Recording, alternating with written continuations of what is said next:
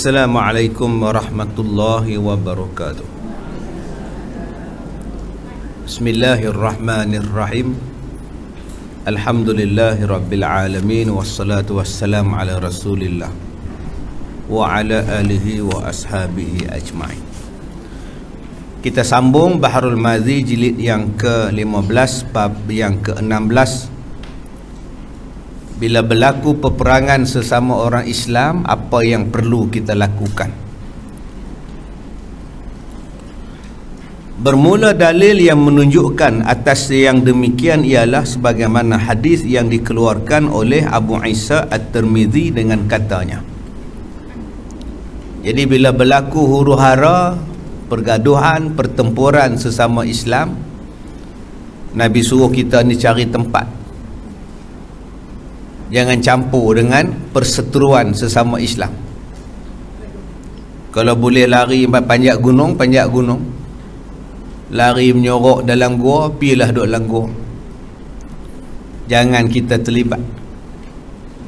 Dalilnya an Ummi Malik Al-Bahziyah qalat, Zakara Rasulullah sallallahu alaihi wasallam fitnatan faqarrabaha.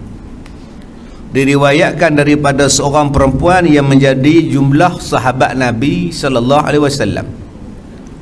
Namanya Ummu Malik Al-Bahziyah radhiyallahu anha. Katanya telah menyebut Rasulullah sallallahu alaihi wasallam akan kisah fitnah yang berlaku selepas daripada wafat Rasulullah. Amatlah penting sabda Nabi. Maka kata Nabi, faqarrabaha, fitnah, pergaduhan, pertumpahan darah, peperangan sesama Islam, kata Nabi, sangat hampir dengan kamu. Faqarrabaha, hampir pada kamu.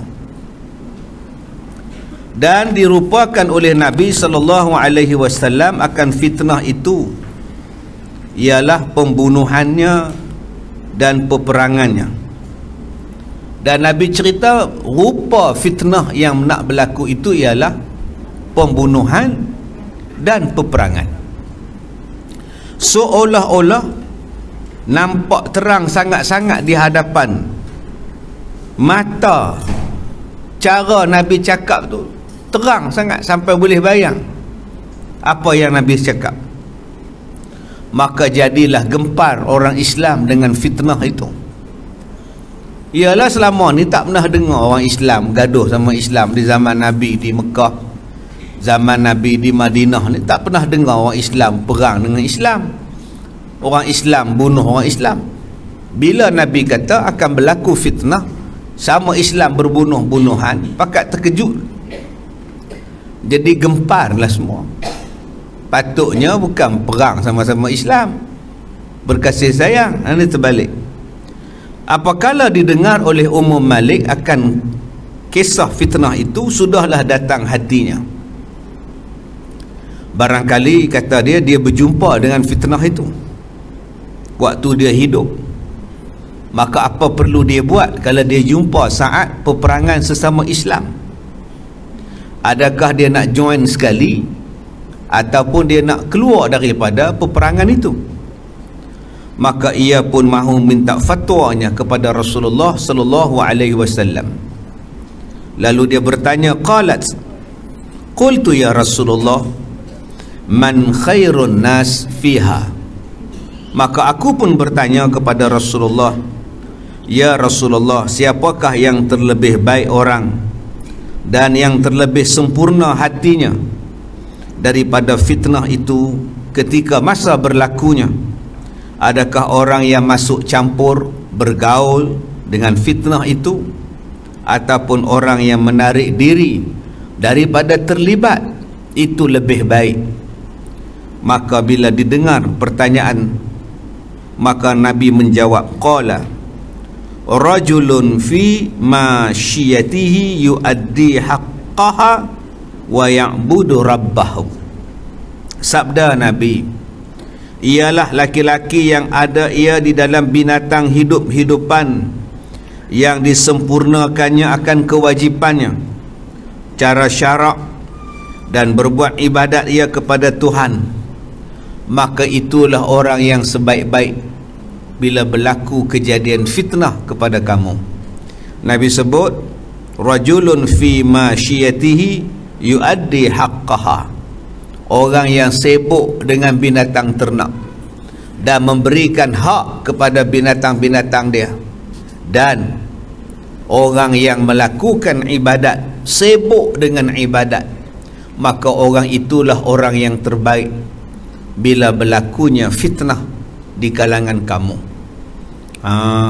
Jadi bila kita tengok pada hadis ini, inilah jawapan dia. Dia tak suruh kita join sekali, dia tak suruh kita masuk sekali, dia tak suruh kita campur sekali dengan pertelingkahan yang berlaku sesama orang Islam sini. Baik. Masalah yang ke-70, lari daripada fitnah supaya tidak rosak agama. Ni akan sampai pada kita saat Islam dikacau, saat orang kacau agama, nak buat agama tak boleh, itu dipanggil sebagai fitnah. Jangan kata kita ni selesa. Macam sekarang ni, kita pun tak sangka kita tak boleh pergi Mekah. Siapa sangka? Duit dah kumpul, nama dah naik dah, nak pergi haji, tiba-tiba tak boleh pergi. Dia tak mustahil akan berlaku benda tu. Dan sekarang memang sudah pun berlaku kepada kita. Bukan taknya berlaku. Siapa jangka kita ni boleh semayang jauh-jauh dekat Pak Depa semayang? Dulu belajar semua kena rapat, belaga kaki semua. Nabi kata kalau duduk mengaji pun kena rapat. Sahabat-sahabat mengaji pun, kalau jatuh daun tak jatuh ke lantai, jatuh atas kepala orang semua, punya rapatnya. Sekarang duduk sebatu. Salahnya tidur laki bini tak jauh lah. Nah, tidur suami isteri jauh lah, buatlah 1 meter lah. Takut berjangkit, tak apa laki bini, tak apa pasal apa, dia kan kira laki bini berjangkit tak berjangkit. Jadi ia akan berlaku fitnah tu, nama dia fitnah. Akan berlaku satu. Okey, jalan kena pakai topeng, semayang pakai topeng, tapi bila menteka darah buka pula. Menteka darah tu buka kelang kabut, duduk semeja 4 orang 8 orang. Waktu tu virus tak kacau ke je kan? Oh, mereka makan, biar ambil mereka lah, kita rehat sat lo. Habis makan, buh balik. Mereka dah habis makan je, kita kacau mereka. Virus ni masuk universiti mana tuan? Pun kita ikut, bodoh-bodoh pun ikut.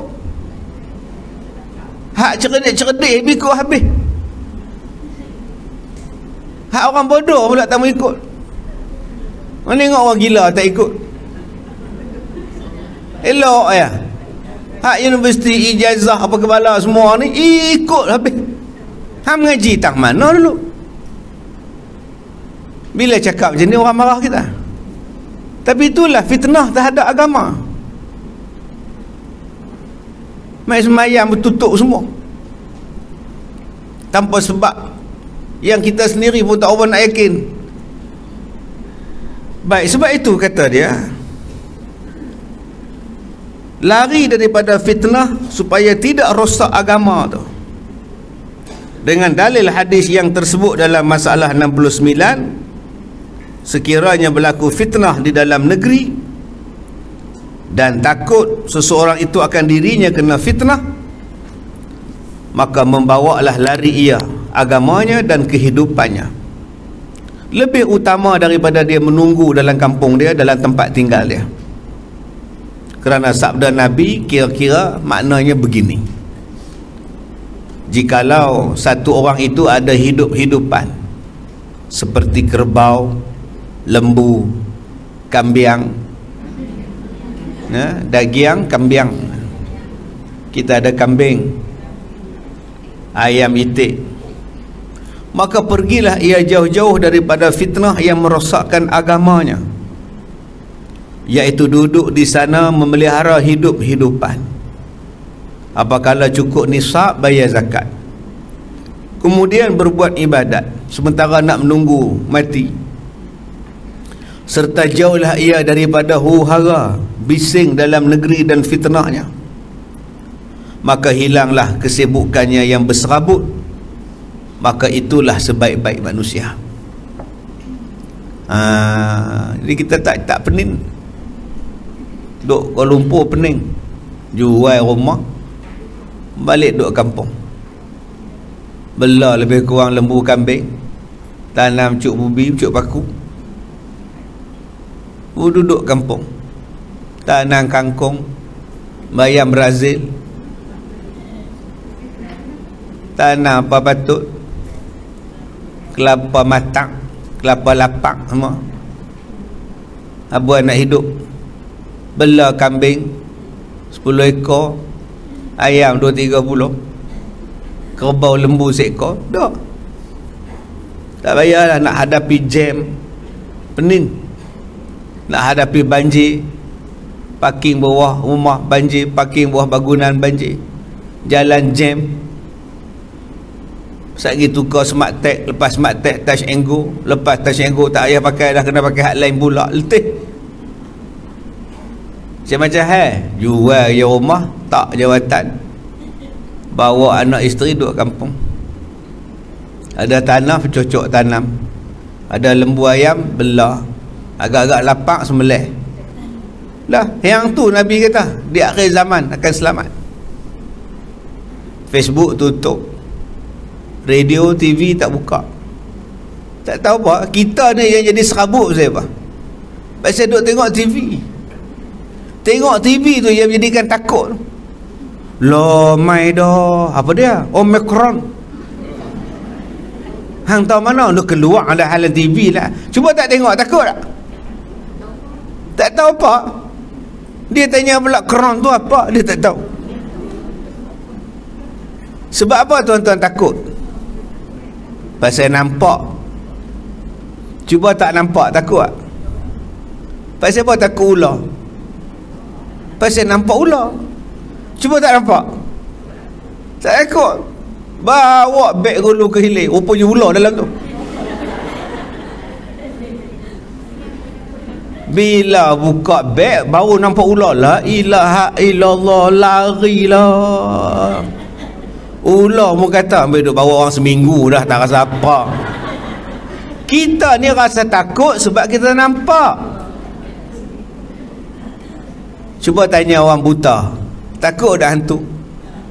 Tak. Dia tak nampak. Hantu duduk depan dia pun tak apa. Hantu kata jenis apa ni tak takut kat aku. Nak takut apa dia tak nampak. Sebab tu kalau akak-akak tak nak takut, minta buta. Pa pun tak takut. Perompak datang tak takut. Pa pun tak takut. Hantu pun tak takut. Kita ni jadi takut pasal nampak. Orang cerita no ada hantu duduk atas pokok, duduk tengok pokok tu. Nampak tak? Hang jaga atas pokok tu ada hantu. Kita pun pergi surau. Asal pergi tengok. Asal pergi tengok tu saya tengok lah. Itu perangai kita. Sebab tu Nabi kata, hilangkan keserabutan kamu dengan fitnah dunia, pi bawa tempat lain. Kamu tak dengar, kamu tak campur, kamu tak kisah. Akhirnya kamu hidup dengan aman. Macam opah cik, dia tak ada handphone. Dia ada handphone untuk call anak dia. Dia tak ada Facebook, dia tak ada Twitter, Instagram, TikTok. Pukul 10 dia tidur, pukul 5 jaga. Senang. Dia tak fikir apa masalah. Dia tak fikir masalah YB tembak water jet. Dia tak fikir. Dia tak fikir apa water jet tu menentang apa, dia pun tak tahu. Sebab tu kadang-kadang hak kita cerita ni, opah cik tak faham apa benda ada cerita. Ini dia, nama dia orang yang selamat daripada fitnah. Dia tak ada benda-benda tu, maka selamatlah dia daripada keserabutan. Maka kita ni tak payah pindah kampung. Di rumah kita nak pindah mana lagi, kita tak ada kampung dah. Kalau gitu putuskan hubungan dengan dunia. Tutup mata, tutup telinga, buat kerja kita, maka kita akan jadi aman. Tapi kalau kita buka mata, buka telinga, buka semua benda kita nak tahu, maka pada masa tu kita jadi kelang kabut. Macam hari ni jadi kelang kabut pasal apa? Semua orang nak komen, semua orang nak bagi pendapat, semua orang nak bagi kata-kata, semua orang nak bagi maklumat, semua orang nak bagi pendapat. Akhirnya banyaklah yang jadi cerita bohong, banyaklah yang jadi fitnah, banyaklah yang jadi tokok tambah. Cerita hak 10 tahun dulu dia up balik, cerita hak 2 tahun lepas dia up balik. Kita pula tak siasat, kita percaya, kita sebarkan. Bila orang kata ni video lama, baru kita kena tipu. Baik, sabda Nabi lagi, wa rajulun akhadha bi ra'si farasihi yukhiful aduwa wa yukhifunahu. Dan lelaki yang ada padanya kuda, memegang ia akan kepala kudanya, dipeliharanya buat menakuti musuh, dan musuh menakuti akan dia. Yang terbaik siapa dia? Orang yang ada kuda, dan dengan kuda tu dia pegang kuda dia, musuh pun takut dengan dia, dengan kuda tu menakutkan musuh dia. Ini nombor 2, lelaki yang baik. Yang ke-71, masalah ke-71, bersedia menjaga tanah air dengan alat senjata. Nombor 2, bila berlaku fitnah, apa kena buat? Setengah orang pula membuat persiapan ketenteraan. Sungguh pun orang yang sebaik-baik itu ialah orang yang cukup ada persediaan alat peperangan daripada senjatanya. Kena ada kekuatan senjata. Sebab tu kita tengok dalam dunia ni, perbelanjaan senjata untuk negara-negara adalah tertinggi. Cuba tengok perbelanjaan Amerika untuk tentera dia, trilion setahun. China, trilion. Perbelanjaan mereka untuk membesarkan tentera. Korea Utara, trilion. Negara Islam yang banyak menghabiskan duit untuk tentera, Saudi. Dia belanja duit banyak untuk pertahanan dia. Hak negara kafir hak lain ni, Amerika lah, Perancis lah, Britain lah, keutamaan mereka ialah membuat senjata bagi musuh takut. Siapa berani perang dengan mereka? Senjata dia ada di laut, ada di darat, malah senjata dia ada dalam negeri orang lain. Dalam negeri orang lain tu ada senjata dia. Kita duk kata Jepun tu kuat, dalam negara Jepun tu ada kem Amerika, ada pengkalan tentera Amerika. Kita kata Arab Saudi tu kuat, dalam negara Arab Saudi tu ada kem tentera Amerika. Dia boleh letak di mana-mana saja. Tak boleh letak dalam darat, dia letak di dalam laut. Daripada laut dia boleh tembak Iraq, daripada kapal dia boleh tembak Iraq. Dia tak payah masuk dalam negara Iraq, daripada kapal tengah laut dia tembak peluru berpandu sampai ke Iraq, lari makcik-makcik tu. Kita macam mana? Hak negara kita ni, ketenteraan tak nombor apa. Kita letak sukan tu, sukan tak habis-habis. Apa kepaedahnya sukan? Menang tak agak? Kali menang peringkat emas apa? Habis-habis kuat menang ni, kuat main bolim padang. Main bolim padang tu dah, suka makcik-makcik tu main bolim padang ni, orang tua-tua pangkat tok, tak ada kerja apa, tuan-tuan main boling. Hanya tu tak apa. Orang habis duit banyak buat stadium juta, tak ada faedah. Buat tentera, Nabi suruh dalam hadis ni, buat tentera, besarkan ketenteraan, kuatkan dia supaya musuh jadi gerun pada kita. Baik, dan kata dia, mempertahankan diri daripada serangan musuh, seperti mana sabda Nabi SAW. Seorang lelaki ada padanya kuda, dan alat peperangan daripada pedang dan sebagainya. Kemudian dipegang kudanya, yakni dipelihara dan dikemaskannya kudanya bagi guna perang. Dan duduklah ia menunggu tanah airnya tidak bergerak kerana memberi takut pada musuh yang datang. Dan musuh pun memberi takut kepada mereka itu dengan bersedia mau melanggar negeri dia. Ini dah lelaki yang lebih utama di sisi Allah. Orang tengok Pakistan, dia ada nuklear, tak ada siapa berani usik Pakistan. Hak tentera dia majukan dulu, negeri tak maju sangat. Dia bukan ada bangunan tinggi Pakistan. Duk Karachi, duk Islamabad apa dia, kerja dia duk buat roti. Buat roti, duk tebak roti. Kan pakai sepeda tu buat roti. Buat roti tengok orang Pakistan. Tapi senjata nuklear, peluru pandu ada, dia boleh tembak tu 5,000 km daripada Pakistan, dia boleh tembak sampai Malaysia. Pasal apa? Pasal India sebelah dia pun ada peluru berpandu. Tak apa, hampa ada, aku pun ada. Hampa ada kereta kebaik, aku ada kereta kebaik. Hampa ada peledak nuklear, aku pun ada peledak nuklear. Nak gaduh, jom. Akhirnya sampai sekarang tak gaduh buat-buat tu, duk main acam dia jauh. Pasal apa? Pasal dua-dua ada peluru. Hang lepas biji, aku lepas kat hang juga. Pakat diam. Yang ni yang Nabi suruh buat. Dia tak buat bangunan. Kita ni di Malaysia ni berlumba buat bangunan. Padahal kita bukan duduk pun. Orang Melayu tak duduk pun. Tambah apa cik lagi tak duduk, gayat. Kita tengok di London, dia tak buat bangunan tinggi pun. Bangunan hak lama, tak bila punya zaman bangunan London. Bila tanya pasal apa tak buat tinggi, dia kalau terbakar payah. Nak padam lagu mana? Lepas tu di Ipoh ni bangunan tak tinggi tak apa. Bukannya tak maju, tak ada bangunan tinggi. Kita duk kata Ipoh apa ada. Ipoh ada apa?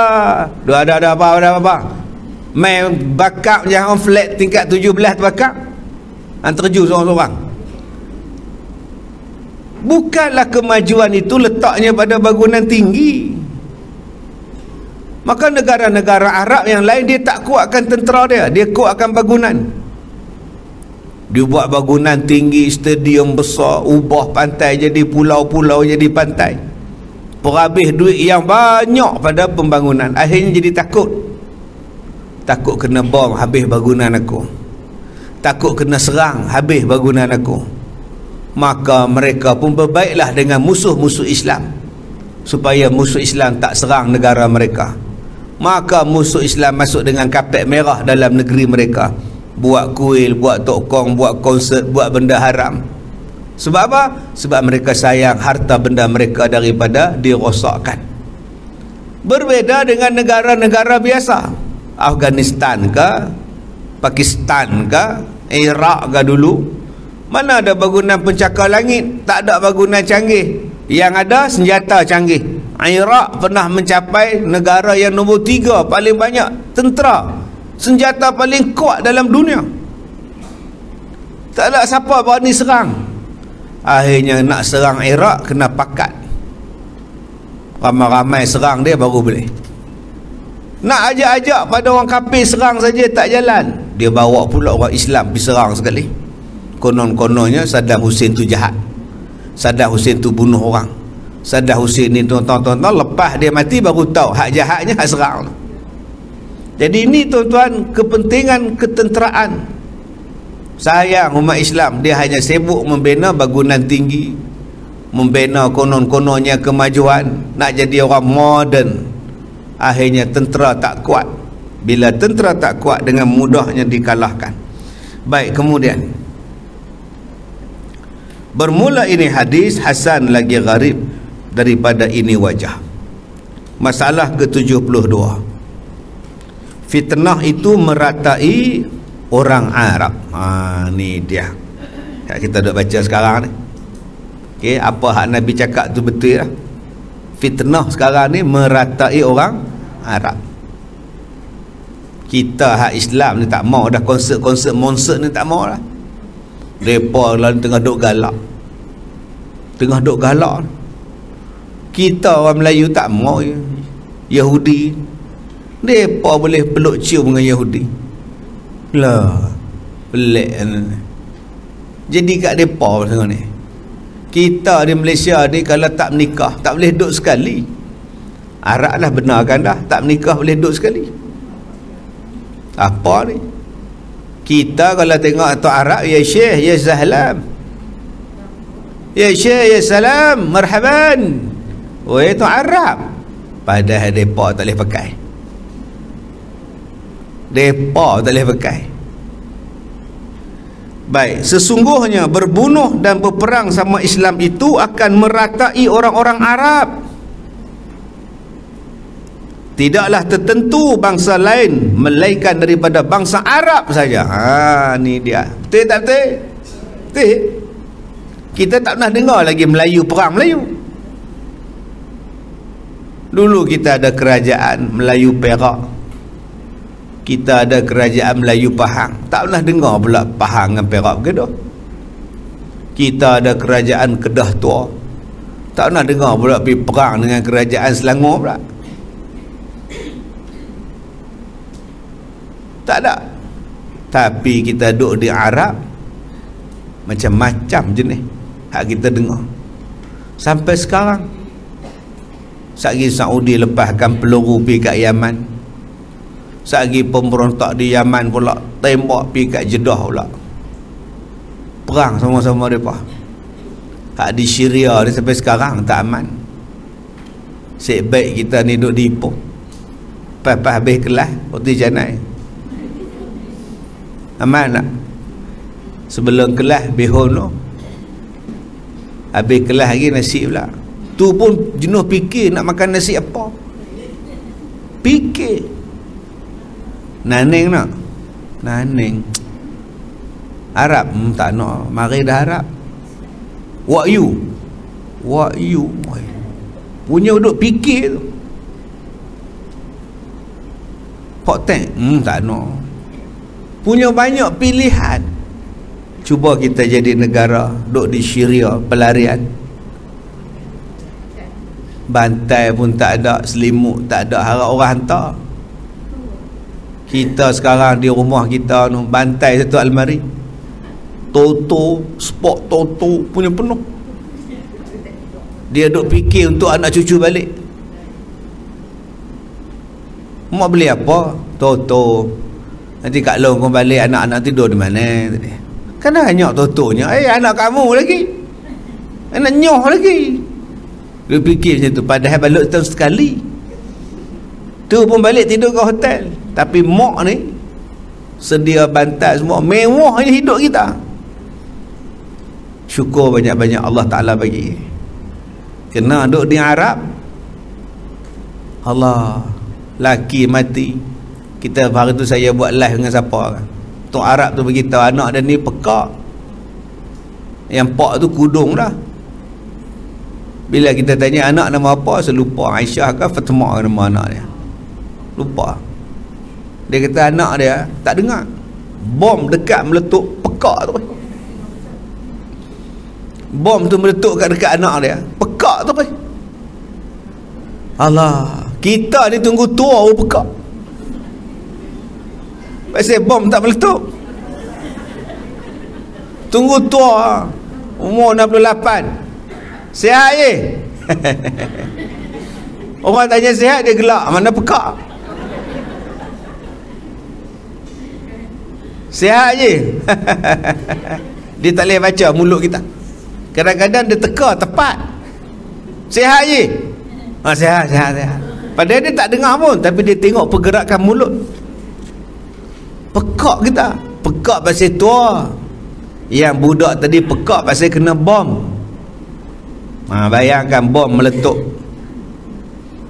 Kita meninggal, mak bapak jadi yatim pasal accident, sana pasal dibunuh. Itu beza ni.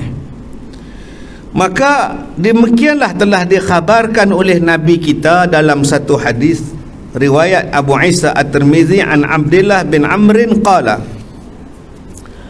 Rasulullah sallallahu alaihi wasallam takunu fitnatun tastanziful Arab. Nabi sebut Arab tu, okey, diriwayatkan daripada seorang sahabat Nabi yang masyhur alimnya dan banyak menghafaz hadis Nabi sallallahu alaihi wasallam, namanya Abdullah bin Amru radhiyallahu anhu, katanya telah bersabda Nabi sallallahu alaihi wasallam, didapati fitnah dan huru-hara berbunuh sama-sama orang Islam meratai akan orang-orang Arab.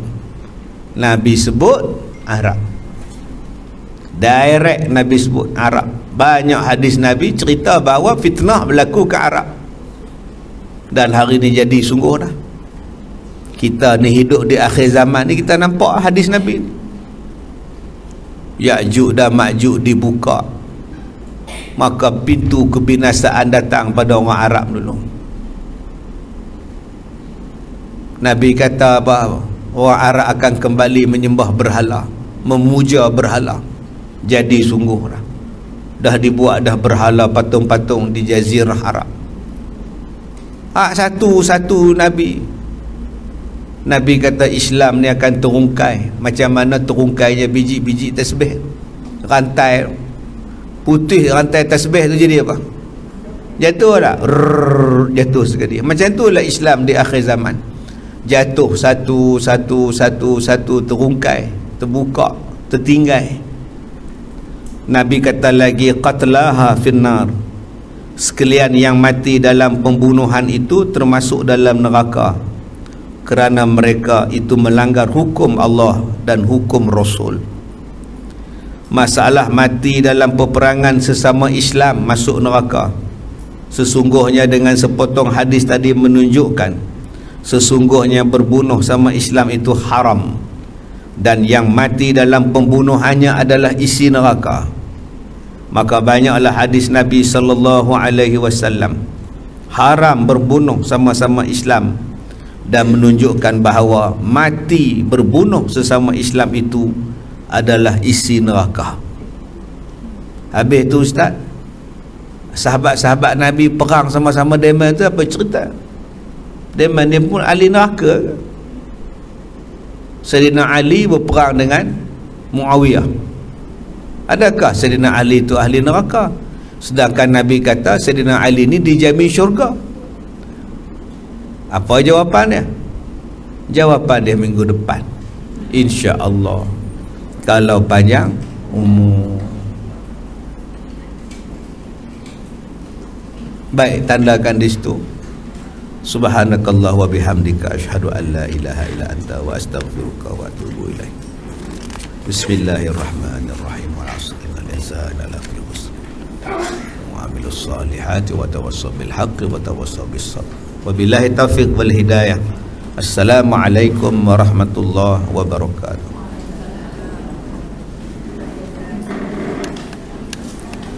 Hari ni kita habis awal